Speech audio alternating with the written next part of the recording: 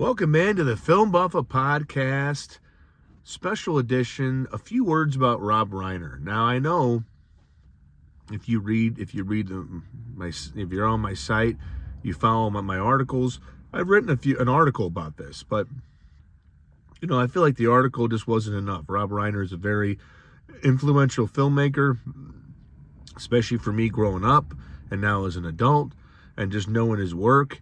And it's the most tragic thing after the fact that, of course, Rob Reiner and his wife Michelle were, brutally murdered, is the fact that is going to dominate all the conversation, or most of it. Their troubled son Nick, who has been charged with their deaths. I mean, it's just it envelops the whole thing, and it makes it so unfortunate that that's what a lot of people are going to hear about. It's just something that's so crazy. You are listening to Dan Buffa. If you know me, I've written on the internet since 2011. KSTK, St. Louis Game Time. I've been on television, if you can believe it, for 5 minutes or less, thank goodness, on Show Me St. Louis and Studio STL on Fox 2. But for the most part, over the last 3 or 4 years, I've been writing for Substack newsletter. It's just a really fancy way of saying, hey, I got a blog and I write what I want when I want. And I get to come out on my lunch break and do these kind of cool videos where the phone is balanced up against a bowl of pot roast. Just because that is my prop. And instead of me holding the phone like right here on my wheel with two hands, I can be like, hey, how you doing? But really, back to Rob Reiner.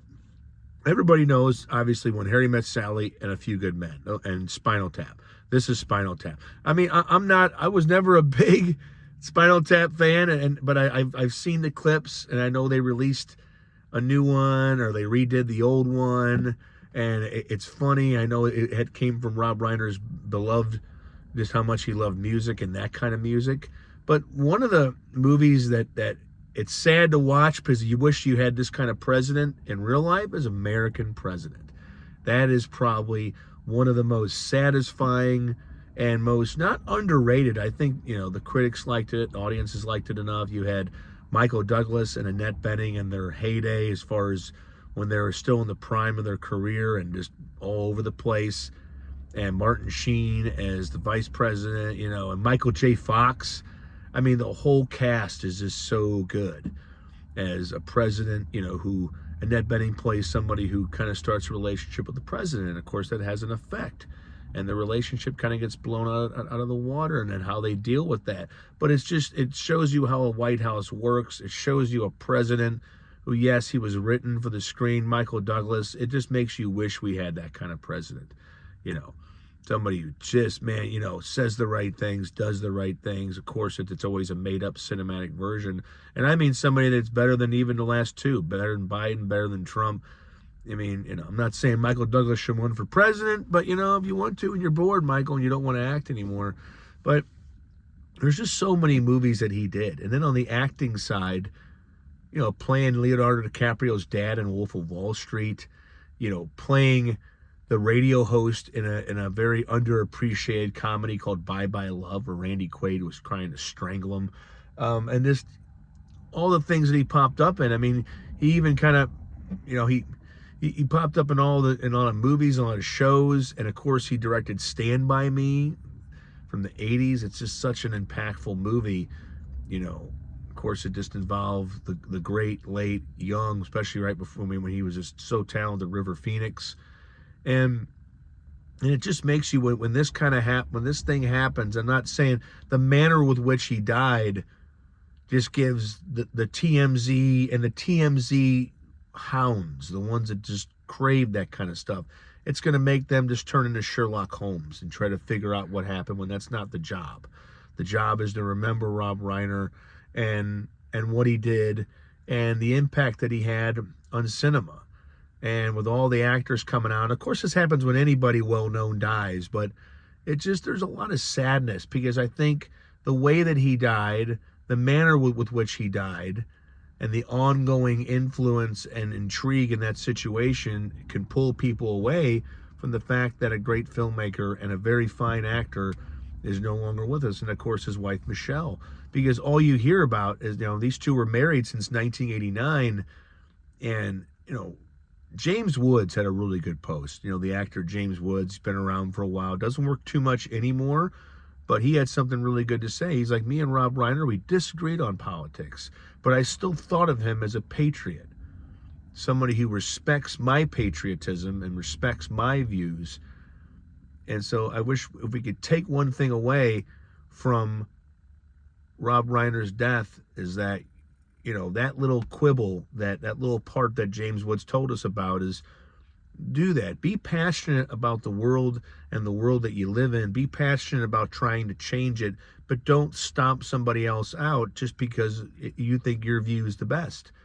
Our view is a very sophisticated, vacuum of everything that we've been through. And everything that we've been through has to collide with something with everybody else and what they've been through. And then two people come together with their experiences. And so I just thought that was a great note that James Wood said. This big paragraph, and he's like, he was just somebody that I loved to speak with. We didn't always agree on things, but that's the idea of being human. You're not going to agree on everything. You're going to butt heads. You're going to have a hard time accepting somebody's opinion and take on a very, let's just say, sticky topic as far as the ways it can go wrong, especially politics. It's like, my view's the best. No, your view's the best. When it just comes down to, no, it's just a view. It's like whoever's in office, like if it's Trump, if it's Biden, Obama, whoever, that's the person that's in office. And so you can have discussions, but there's no need to get vile. There's no need to get angry and mean and turn politics. There's no reason to weaponize it. And I think that's what that paragraph from James Woods got about Rob Reiner, is that he was passionate, man. He was a guy who, he was a left. He leaned left when it came to politics. He fought for human rights. He used a lot of his non-movie making time to do that. And I think that when you're going to have those big opinions and you really want to make a difference, you put your time into it, and Rob Reiner did. And so I just think that's the kind of things we should be celebrating, not, what happened to him? What happened to him was terrible. What happened to him right now, if you don't even put all the pieces together, that Nick Reiner had a big falling out at Conan O'Brien's holiday party, got into it with Bill Hader, and apparently, went home and possibly could have murdered his parents. It's terrible. And those are possibly the facts. That's probably what happened, minus a few details. And I think people are just going to focus all on that. I mean, it's going to be hard not to discuss it, but, it's just, don't forget about who Rob Reiner was more than how he went out. How he went out is very unfortunate and tragic. What he left behind was a way of living and a way of treating others and a way of creating art that can endure, that can just stand around. I mean, when Harry Met Sally, Stand By Me, A Few Good Men, and all the other movies that he did aren't as well known. American President, you can watch all those still 20, 30, 40 years later and still get a really good kick out of them. And that's the mark that we should be thinking about. So a few words were written about Rob Reiner on Bubba's Buffet, but I wanted a few let me get my words right. That's what happens when you eat pot roast. You're just so taken aback by the food that you can't speak for too long. But I wanted to put a few more spoken words out there. So I hope you enjoy this semi-short. We're cranking over 9 minutes. It's time to get back and haul the plumbing. A pipe isn't going to pick itself up, ladies and gentlemen. I got to do it. I delivered enough pipe to a construction site on Kings Highway. If anybody lives in St. Louis, there's that building by Lindell that looks like a transformer. Well, they're building another one of those. And I delivered enough 14 by 20, yes, 14 inch by 20 foot pipe. That is Reacher Rock big boy pipe.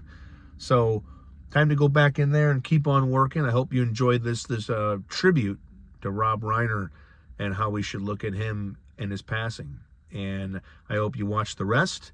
I've posted videos all over the last 3 or 4 weeks, all in one place, dailydoseofbuffa.substack.com, www.dailydoseofbuffa.substack.com. Have a good day. I love you.